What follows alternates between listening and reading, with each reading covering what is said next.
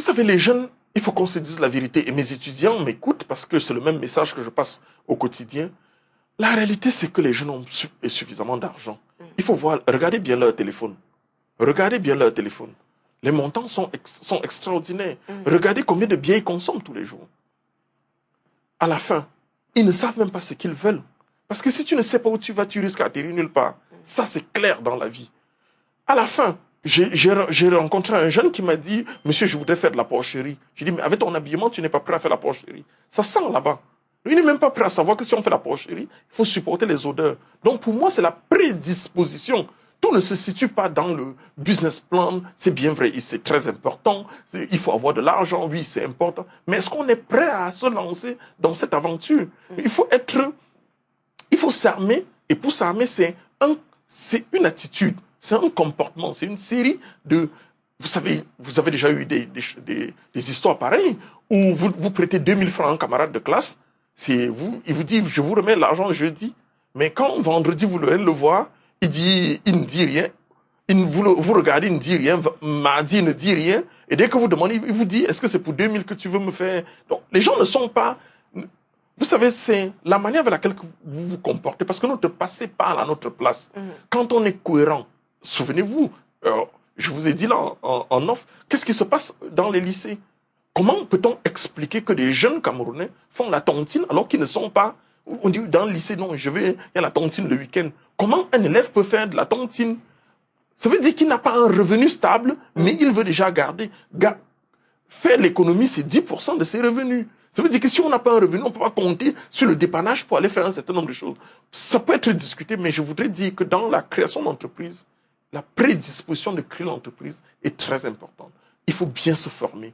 Je disais encore que certains des gens de l'Afrique de l'Ouest, vous savez que dans un moment, ces pays qui nous ont déjà doublés en passant, certains venaient chercher 50 000 pour venir au Cameroun. Mais pendant ce temps, les Camerounais cherchaient 2 millions pour aller hors du pays. Ça veut dire qu'il y a un problème. Le problème est ailleurs. Le problème est dans la manière de penser. Il faut changer notre façon de faire. Qui, comme le dit souvent, on nous a dit de ne pas accuser, de ne pas chercher toujours à se plaindre, mais de regarder devant et de chercher à commencer. Parce que quand on ne commence pas, on dit oui, un jour, suivez bien les commentaires des jeunes. On parle de l'argent d'autrui, on parle d'argent des taux, on parle d'argent des autres. Mais qu'est-ce que nous-mêmes on fait? Il faut agir, il faut oser.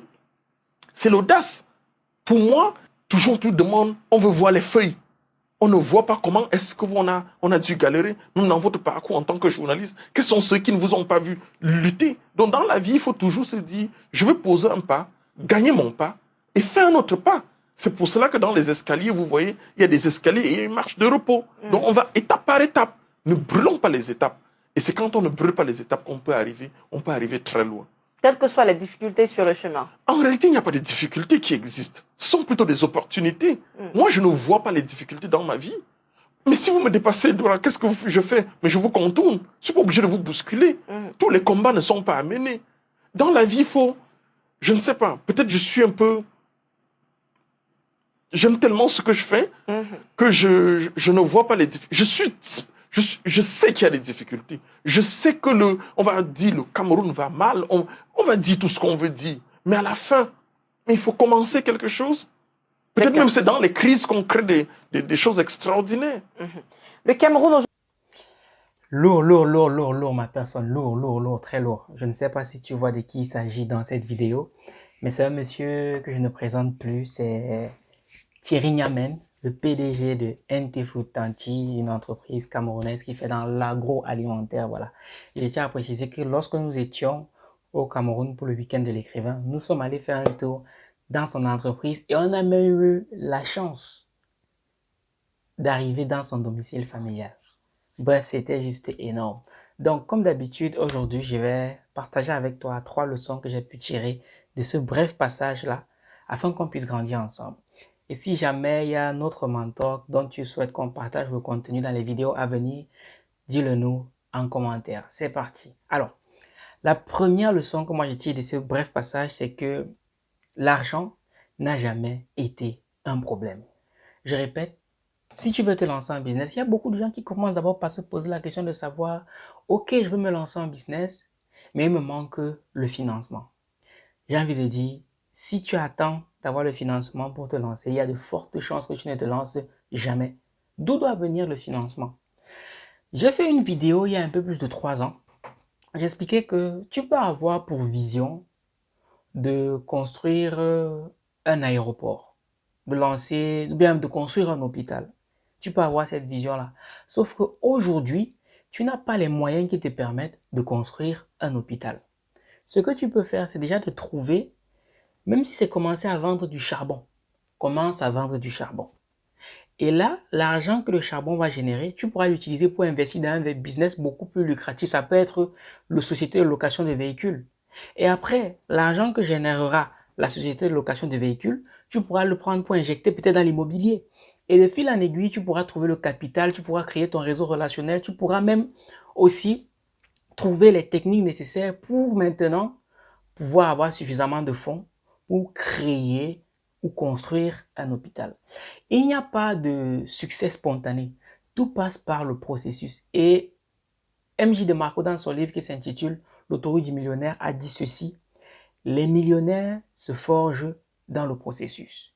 Et moi, j'ai envie de te dire, les entrepreneurs qui ont du succès se forgent dans le processus. Et c'est le processus que très peu de gens voient. Tu vois, par exemple, lorsque lorsque ta mère arrive, elle te sert à table un bon plat de coq ou un bon plat de riz soumbala ou alors un bon plat de tchèp. Le plat qu'elle te sert à table, c'est l'événement. Par contre, le processus, c'est le temps qu'elle a passé dans la cuisine à préparer, à mettre des condiments, à mettre le feu à la bonne température, à préparer les assiettes. C'est ce temps-là, ça c'est le processus, mais ça c'est que beaucoup de gens ne voient pas. Il n'y a pas de richesse spontanée. Comme je te l'ai dit, on a eu la chance, mon équipe et moi, d'aller dans son industrie, et ça fait plus de 20 ans qu'il est là, et nous a amenés dans sa maison. Il a une maison qui est très très belle, très très belle maison. Et quand tu es là, tu vois cette maison, tu vois ce qu'il a bâti, tu vois ses équipes, tu as tendance à vouloir, à être un peu envieux, et tu te dis, moi aussi, je veux la même chose. Sauf que il faut garder à l'esprit une chose, c'est ce que je disais à mes équipes, c'est que il lui a fallu beaucoup de temps pour pouvoir construire cela. Maintenant, pour revenir à la question de l'argent, moi, je m'ai dit que si tu sais déjà ce que tu veux bâtir, s'il faut vendre ton téléphone pour avoir le financement nécessaire pour lancer ton business, fais-le. Parce que demain, quand ton business va fonctionner, tu pourras construire une usine de téléphones s'il le faut. Moi, lorsque j'étais en classe de 4e, puisque moi je voulais devenir footballeur professionnel, parce que je me disais qu'en devenant footballeur professionnel, je devais gagner suffisamment d'argent pour m'acheter tout ce que je veux. Et je me suis dit, ok, il y avait un test qu'on devait aller passer, sauf que je n'avais pas d'argent pour payer le transport. J'avais un téléphone portable à cette époque et j'ai vendu ce téléphone portable pour pouvoir trouver le financement pour accomplir un rêve. Donc toi, si ton rêve c'est de devenir un entrepreneur très brillant, mais qu'il te manque le financement, il y a forcément quelque chose à vendre autour de toi qui peut te permettre de gagner de l'argent et lancer un petit business. Si tu n'as rien à vendre autour de toi, vends tes services. Oui, vends tes services. Et si jamais tu n'as aucun service que tu peux vendre, je suis désolé de te le dire, mais il faut que tu ailles te former. Parce que tu ne veux pas vouloir gagner de l'argent et n'avoir rien à offrir en retour. Ça n'a pas de sens. Même toi, tu ne donnes pas de l'argent aux gens pour rien. Donc, il faut absolument que tu trouves d'abord ce que tu as à donner pour pouvoir avoir le financement. Parce que le financement, même en soi, ça n'a jamais été un problème. Chacun d'entre nous a un peu d'argent. Si aujourd'hui tu regardes des vidéos sur Internet, ça veut dire que tu as un peu d'argent. Mais maintenant, le problème, c'est la programmation mentale. C'est sur ça qu'il faut travailler. Et travailler sur la programmation mentale va te demander d'avoir des notions en développement personnel. C'est fondamental. C'est d'ailleurs pour ça que Simon Ouedraogo, dans son livre qui s'intitule, ça c'est le livre de Simon Ouedraogo, quelle éducation pour créer des emplois, créer des richesses et aller au développement?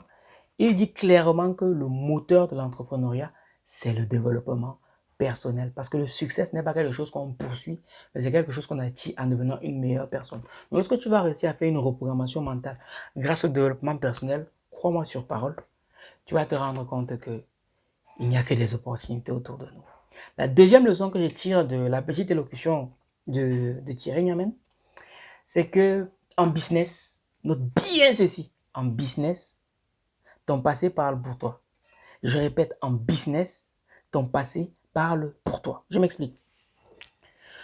Beaucoup d'entre nous ne s'en rendent pas compte, mais en business, la confiance, c'est fondamental. C'est fondamental. Quand on signe des contrats, quand on machin truc, tout ça, c'est bon, c'est un peu de jurisprudence, mais la confiance, c'est fondamental. Ce qui va se passer, c'est quoi? C'est que peut-être qu'aujourd'hui, tu as des petits business. Tu dois avoir un nom propre, comme l'a dit Aliko Dangote. Tu vas peut-être lancer tes petits business, tu vas escroquer 2, 3 personnes, tu vas pas être correct. Mais il se trouve que dans 5 ans, peut-être, il y aura une opportunité et tu vas te présenter. Quand tu vas arriver, les personnes autour qui ont peut-être l'opportunité, qui ne te connaissent pas, ils vont d'abord chercher à se renseigner sur toi. Et j'ai envie de te dire, il y a des opportunités, il y a des milieux, il y a des réseaux dans lesquels tu ne pourras pas entrer si ce n'est pas quelqu'un de confiance qui t'y introduit. Eh oui. Mais sauf que si ton passé est sale, ça va être très, très, très compliqué de te faire confiance. Je vais te raconter une petite histoire. Là, en ce moment, on travaille avec un auteur. Peut-être qu'il se reconnaîtra au travers de cette vidéo. Et cet auteur, ça fait plusieurs fois, bon, il dit qu'il est en business, voilà, il est en business, et ça fait plusieurs fois qu'il nous donne des faux rendez-vous. Et il nous donne des faux rendez-vous, parce qu'il nous doit de l'argent.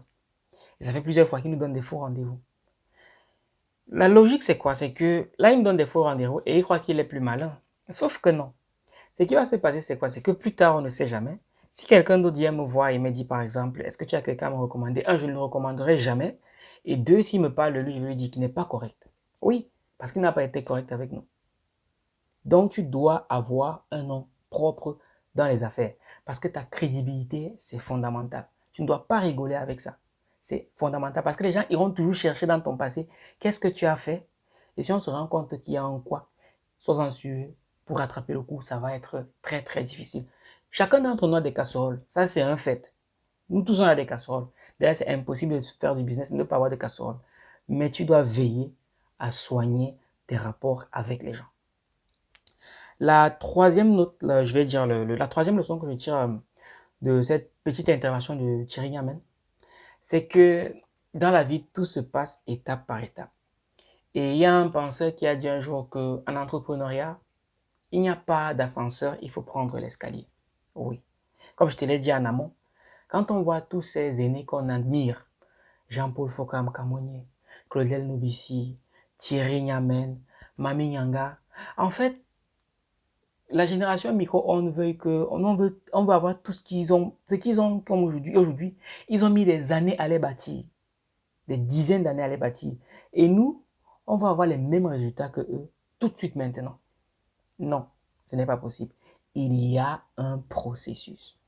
Récemment encore, je regardais une des vidéos de Claudel Nobissi. Je pense que ça faisait partie des premières conférences qu'il donnait, des toutes premières. Et en regardant ces premières conférences, il y avait à peine 5 à 10 personnes. Alors qu'aujourd'hui, quand on le voit remplir des salles de conférences de 300 personnes, de 400 personnes, de 500 personnes, on voit juste les résultats aujourd'hui. Mais on ne voit pas les étapes qu'il a dû franchir pour pouvoir remplir des salles de 500 personnes.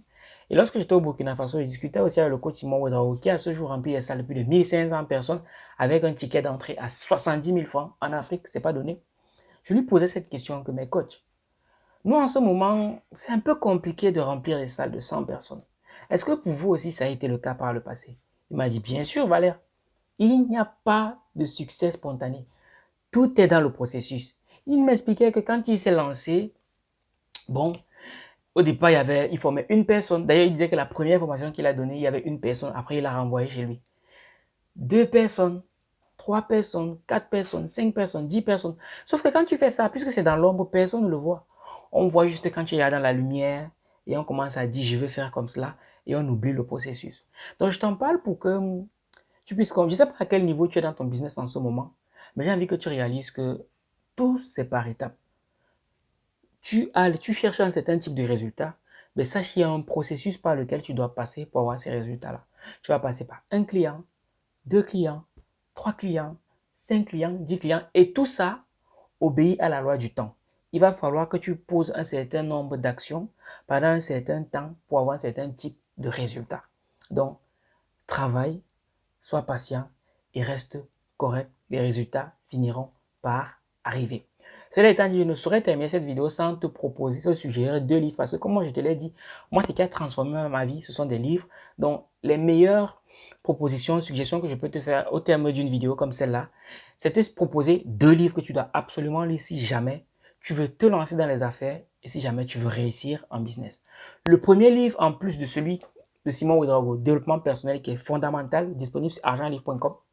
Le premier livre que je vais te recommander, Entrepreneuriat pur et dur pour tout entrepreneur africain qui se respecte, c'est le jeune entrepreneur africain du docteur Claudien Obissi. C'est un livre époustouflant. Il te montrera comment trouver les idées. Il te montrera comment les implémenter. Et il te montre... Après, ce livre est très contextuel parce qu'il te parle de la réalité des entrepreneurs africains. Il te dira, il t'expliquera même pourquoi est-ce qu'il est fondamental que toi aussi tu te lances.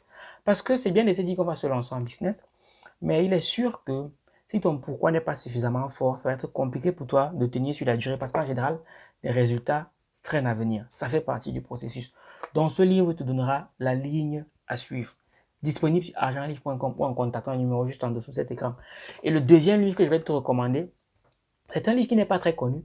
Pourtant, il est très puissant. C'est un livre très facile à lire. Je l'ai lu en moins de 2 jours. Et les astuces qu'il partage là déjà sont très simples à mettre en application. C'est 101 vérités sur l'entrepreneuriat, écrit par George Manfo. Ce livre, c'est une pépite. C'est une pépite parce qu'il te donne une suite de petits conseils qui, mis à bout, crois-moi, lorsque tu les appliques dans ton business, ça marche à tous les coups. C'est normal que ça fonctionne parce que ce sont des astuces qui ont déjà fait leurs preuves parce que c'est un entrepreneur qui les donne. Il les a expérimentés. Lui, il est entrepreneur en Allemagne. D'ailleurs, il sera là avec nous à Paris pour le week-end de l'écrivain, la 3e édition, à l'hôtel Hilton, à La Défense. Et ce livre aussi est disponible sur notre site internet argentlivre.com. Et pour tous les membres de la communauté des chercheurs d'argent certifiés, ils bénéficient de 20% de réduction sur tous les livres qui sont édités par les éditions Argent Livre. Donc voilà ma personne, ce que je souhaitais partager avec toi au travers de cette vidéo. Je tiens à préciser que le livre de Thierry Niamen, sa biographie, sera disponible le 1er décembre 2022. Nos équipes sont déjà en train de travailler dessus. Ça va être énorme. Donc, comme je te l'ai dit en début de cette vidéo, si jamais il y a un mentor que tu souhaites qu'on mette en lumière au travers de cette chaîne, n'hésite pas à nous le dire en commentaire afin qu'on puisse travailler là-dessus et avancer ensemble. Cela étant dit, toujours dans le but de progresser en business, si tu es au Gabon, je te donne rendez-vous le 4 septembre 2022 pour une conférence de très haut niveau intitulée « Devenir indépendant financièrement grâce à l'entrepreneuriat ». Franchement, si tu es au Gabon, il n'y a pas d'excuse parce qu'il y a des événements qui changent une vie. Donc ne manque pas l'opportunité, ce 4 septembre, de venir changer la tienne. Pour réserver tout de suite ta place, clique sur le lien qui est soit au-dessus, soit dans le premier commentaire de cette vidéo. Cela étant dit, je m'appelle Valère Bélias, le chercheur d'argent, et je te donne rendez-vous à ma prochaine vidéo. Minakano.